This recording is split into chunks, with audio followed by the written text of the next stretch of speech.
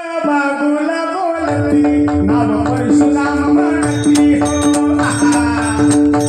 तिने वदिले माते प्रती पितृवचन पाळावया बाबूलामध्ये परशुरामाला त्याच्या बापानं नाव जमदाग्नीनं सांगितलं, परशुराम तू या आईचं मुंडकं उडव. आता परशुरामानं थोडा तरी विचार करावा ना. हातातलं शस्त्र फेकलं, रेणुका मातेचं मुंडकं थडाल बाजूला पडलं.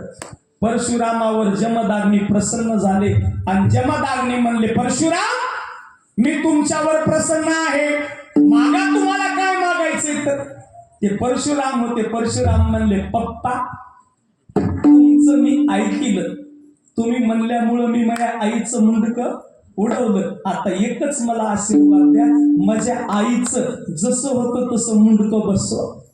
आता ते अधिकारी होता जमदाग्नी, त्यानं रेणुका मातेचं असं मुंडकं घेतलं, जशाला तसं बसलं.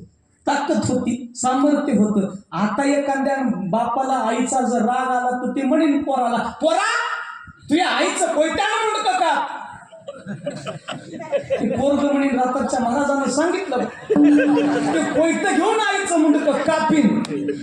आणि पप्पाला म्हणेन, पप्पा मी तुमचं ऐकलं, आता माझ्या आईला जिवंत करा.